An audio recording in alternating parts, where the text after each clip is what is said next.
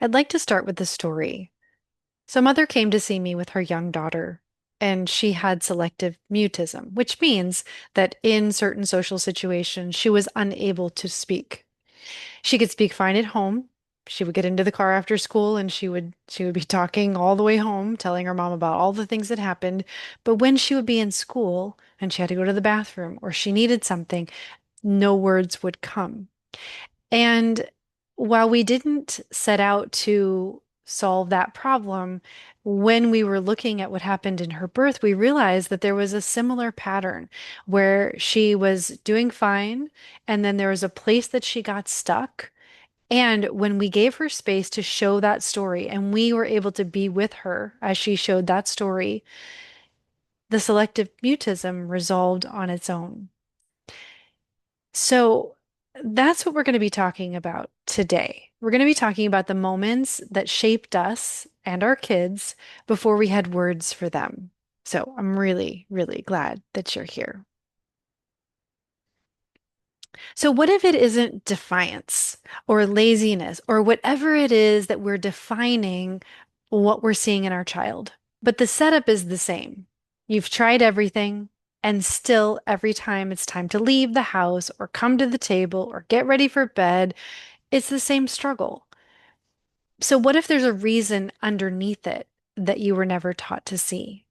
And that's what we're going to be talking about together today. So, I'm Rebecca. For over 30 years, I've walked alongside people finding their way back into relationship with their children and with themselves. I don't have your answers, but I do have a way of understanding and seeing that helps you to find your own. So, what is an imprint? So, we're talking about back to birth, we're talking about your child's instruction manual. We need to understand the idea of an imprint because it's something that we don't give enough attention to. So, an imprint is the first time that we do anything.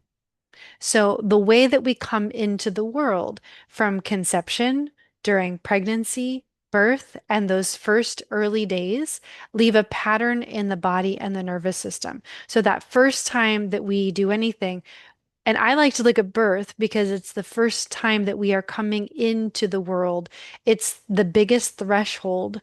And those patterns that we see at birth tend to be the ones that repeat. And I would even say, if we look back, sometimes the conception or something that happened in the pregnancy also mirrors that birth experience. So it's a window to see something that maybe we weren't looking at before. So these patterns, these imprints, repeat over and over in plain sight without you understanding what you were seeing. And it's showing up now in you and your child too. Now, this is not a flaw. This isn't something wrong with you. It's not something that you did wrong. It's a pattern that longs to be seen and shared and received. And when you can learn to see it in yourself and in your child, everything can shift. So birth imprints or imprints show up, I think, the most obviously in transitions. So a transition is a shift from one state to another. With children, the pattern surfaces most at the small transitions in the day. And for parents, this is why it's so maddening. These are the things that we do over and over and over again. So if our child has a transition imprint pattern that is showing up over and over and over again, you're going to see it in everyday experiences all day long. And that can be maddening if it's different than your imprint, or it clashes with your imprint, or it's the exact same as your imprint, and you're both struggling at the same time. So waking up and getting dressed. I have had so many conversations with parents about that particular imprint, and particularly the getting dressed. If something happened, like if the cord was wrapped around the neck, I've had lots of parents who talk about their child really struggling when something has to go up over their head. And so that's just one example of something that can show up at that getting dressed transition, or getting out of the bathtub and getting into clothes, or getting the clothes off. Meal times. I have this picture of this little girl sitting on the floor eating her food. I've heard so many stories about parents who finally give up and say, you know what, we're just not going to have meals at the table. That'd be nice, but I can't get my kid up to the table. And so those transition times, moving from one place to another, leaving the house, actually going out the threshold and into a new situation is an opportunity to see, well, what is it that they do? Are they excited? Do they run towards the door? They can't wait to leave? Or do they kind of go backwards? I had one of my clients who described her child literally going backwards away from the door when it was time to leave the house and not getting the socks on and all of those transitions, all of the different tasks that are required when you are trying to get out the door. And each one for this particular family that I'm thinking of was a struggle. And then bedtime. The other time that I hear so much from parents, there's a picture of the dad with the child who's not ready to go to sleep yet, and dad is so ready to go to sleep. And sometimes in that pattern, a child will really struggle with that. Okay, it's time to rest because that may be activating for the child in their nervous system. I've heard lots of stories about children who needed to jump up and down before they were actually ready to rest and go to sleep. And then when you start looking at, well, what happened in their birth, there was an activation that happened. And so the energy is moving. So every child is different. So every birth imprint is going to look different. But the thing that you're going to see over and over it is that it's the thing that they've always done, how they've always been. And it does look different at different ages and stages, even in the same child, but that pattern is always there. So if you start paying attention to when does my child struggle? Is it like right when we're ready to move into a new activity? Is it when we're getting started? And I'm going to give you some tools to help you look at that in just a moment. But start being curious about that. So before I go any further, I just want to say you're not broken. Neither is your child. This is not about blame. So many things about parenting are blaming the parent for whatever they did or they didn't do. And so many parents just throw their hands up in the air and they just say, "Look, I can't get it right. There's no way to do this right." So I don't want you to look at this idea of a birth imprint, especially if a birth was traumatic or overwhelming or whatever your experience of it was. It's important that you are not taking on blame for this. This is a pattern, and I want to invite you to be curious about it. We all have our own birth imprint patterns. We all have a pattern that we bring into the world with us, and our children have their own pattern. When we can see it and understand it, that's when everything can shift. And I want to say this too. Even if a pregnancy was completely smooth and uneventful, and the birth was completely smooth and uneventful, it still leaves an imprint because being born is a big experience, no matter how it goes. And so you're just being curious with what your child's experience was. So come with curiosity rather than certainty, rather than, oh, I know exactly what happened. I know exactly how hard it was or wasn't, or it was easy. So many times I hear parents say, it was a really easy birth. And then when we start actually asking questions, a different story emerges and it's not as black and white as, oh, it was easy or it was hard. But your experience of that birth is yours and separate from your child's experience of the exact same moment. Both can be true at the same time. So be curious about what your child's story is showing you. So, one of the ways to look at the places that are part of the birth imprint is with the brain stoplight. So, the green, the yellow, and the red. And if you haven't watched my video on that, it's a great place to just go back. It's a free video. Check it out. But the idea that we have these places that we're calm and we're connected and things are going well. And then yellow, which is our emotional brain, these are the warning signs that we tend to miss and we speed up right into red when we're in overwhelm or our child isn't overwhelmed. And we tend to miss the signs. And it's also where the deepest connection happens in our relationship when we learn to slow down a little bit there. And it's also the fork in the road. This is the place that we have the choice about, am I going this way? Am I going to slow down and connect? Or am I speeding up and am I heading into overwhelm with my child? And then the red, which is the survival brain, overwhelm past the point of choice.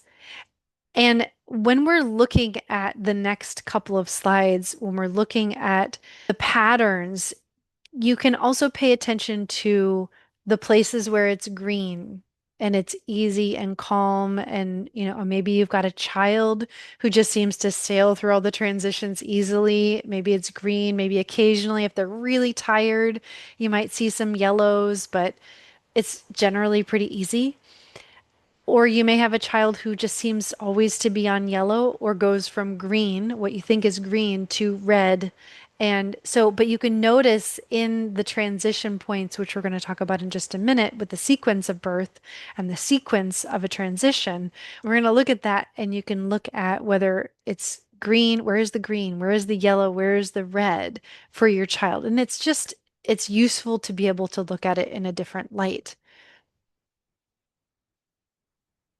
So the window of presence is a range where a child and a parent can stay present and connected to each other.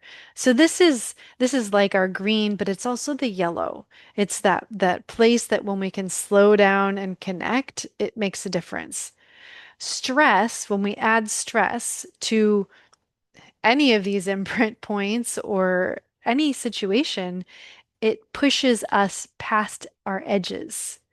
So rest and attunement, noticing and being curious, widen that window of presence, makes it bigger, makes it easier to be resilient. It makes it easier to handle the ups and downs that happen in life. So imprints can create connection, or they can create the fault lines that trip us up every time. And so we've got this window presence in the middle. This is where we can be present and we're able to connect. And outside of that, we're too activated or we're shut down. And both of those can be what it looks like on red, depending upon your own imprint story. So every transition has a shape. Every transition has a before, it has a beginning, it has a middle, an end, and an after.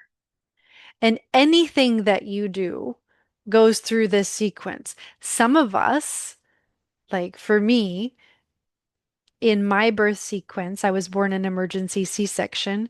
I had a nice long before the beginning where I was preparing for labor, my mother was preparing for labor, and then labor began on its own. So there is our beginning. And the beginning went on for a very long time. And my mom was in labor for about 26 hours, and she dilated about 1 centimeter in that time. And after 26 hours, maybe that was just a very long, disorienting middle. Then the doctors decided that it was time and I needed to be born by emergency C-section. I'm sure I went into distress. And so the ending is really compressed for me. So I get disoriented in the middle and the end tends to be really fast. And then the after, which would be the part ideally that a baby is with their mother and just being held, and everybody gets to orient to what just happened and the big changes that just happened.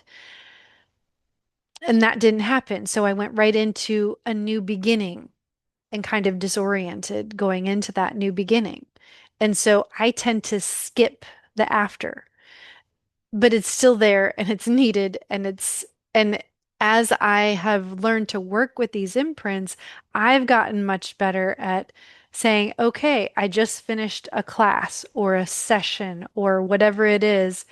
I'm going to take a moment before I move on to the next thing because my imprint says, okay, that's over, great, next. So I want to give you an example because this is so common and it's easy to see. So if I was going to throw this pillow to you, I have the before, the intention. I haven't started yet, nothing has changed, but I know that something is going to happen. So then I have the beginning. So I'm reaching over and I'm grabbing the pillow, the middle, I'm getting ready to throw it, the end, catch it.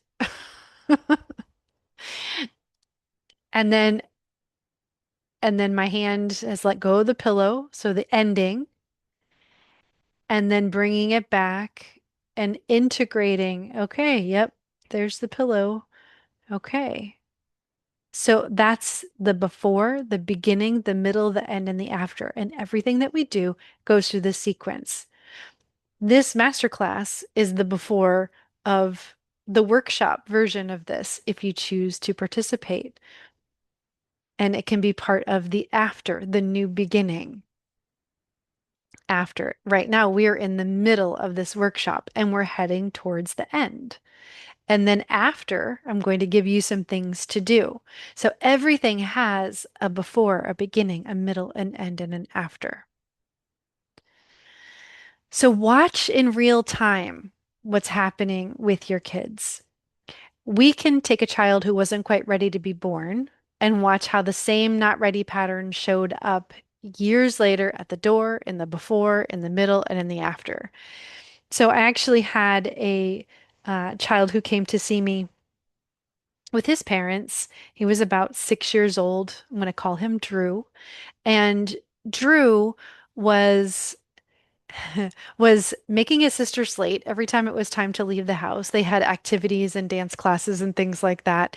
And Drew had no interest in leaving the house. And his sisters were getting mad. His parents were getting mad. Everybody was upset at this child.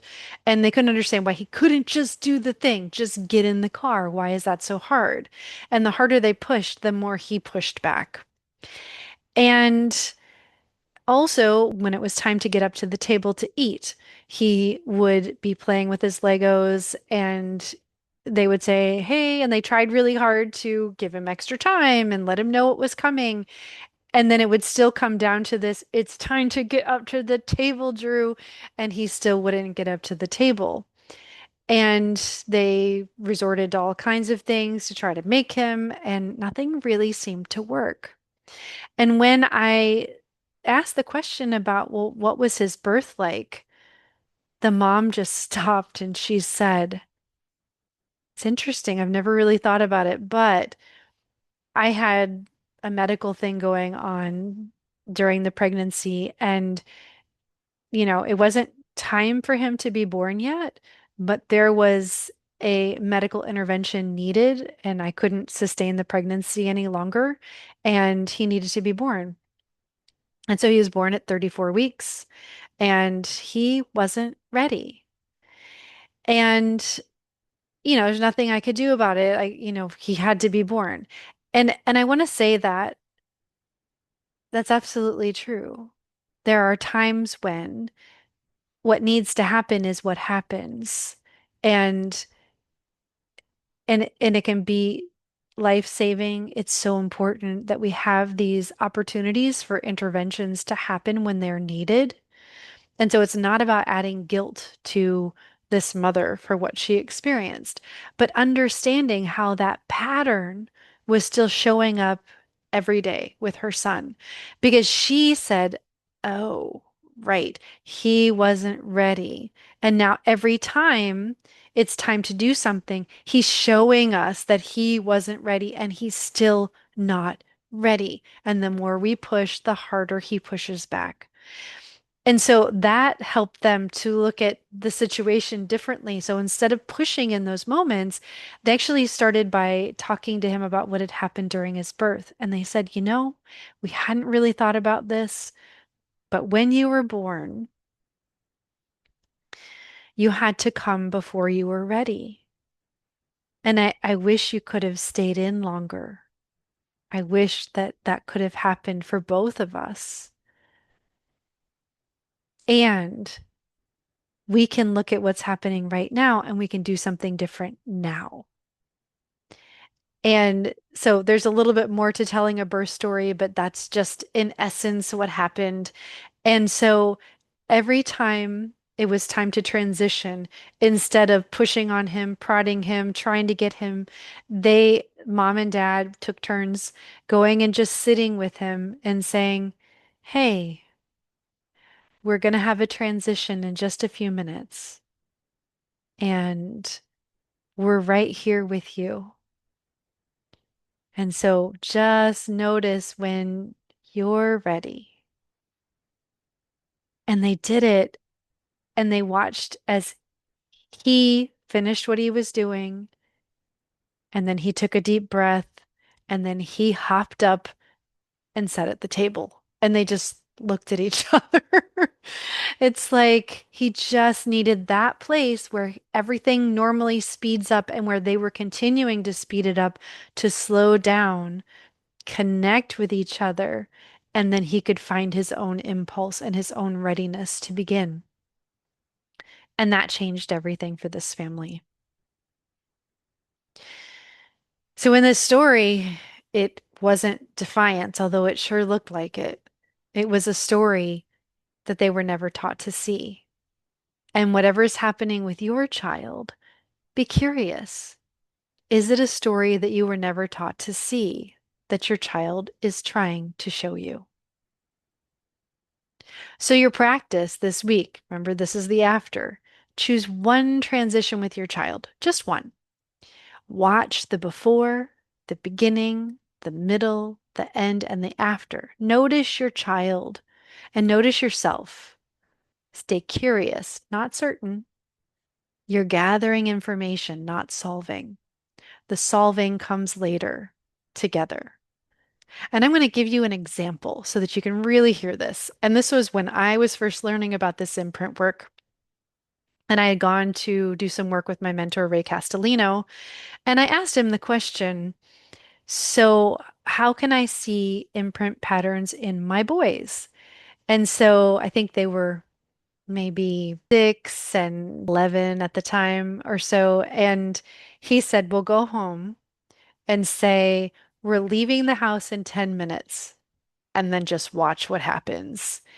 And so my oldest was born in about, well, once his labor started, his labor was like an hour. And so he was born pretty quick. Um, for him, it was quick. And my youngest was a very gentle labor. And at the end, he was almost born in the call. And after he was born, we actually said, "Does he know he was born?" Because he was just so gentle. He didn't open his eyes, just peaceful. Um, and so very different births.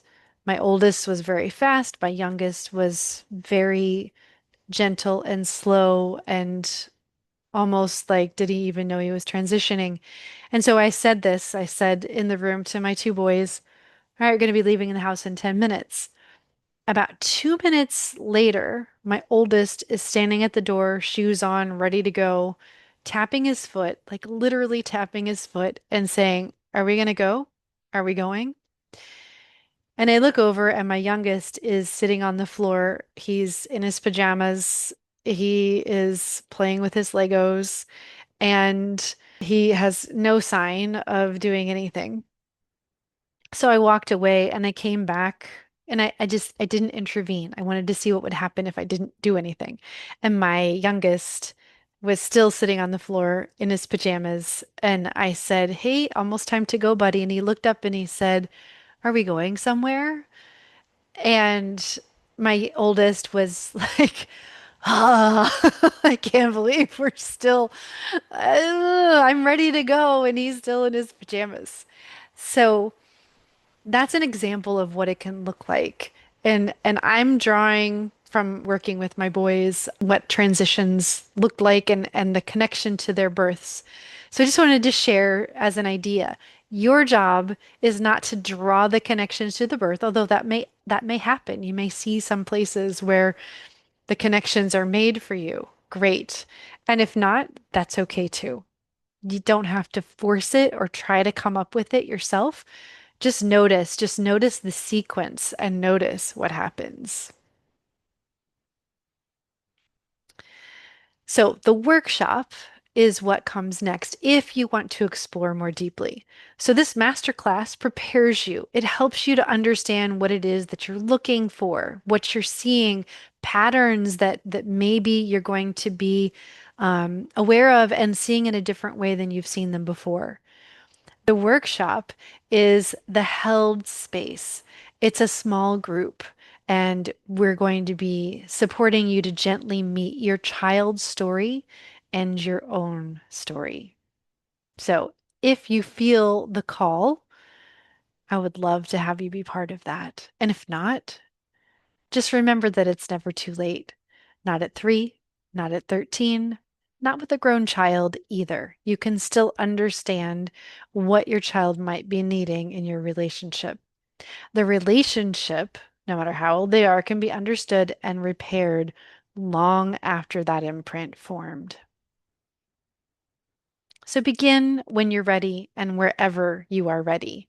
Be curious. Take that curiosity into your life and learn to read your child's instruction manual. And if you want, bring what you noticed to the workshop and we'll explore it together. Thank you so much for your time, for your attention, and I hope to see you on our next experience and maybe even in the workshop.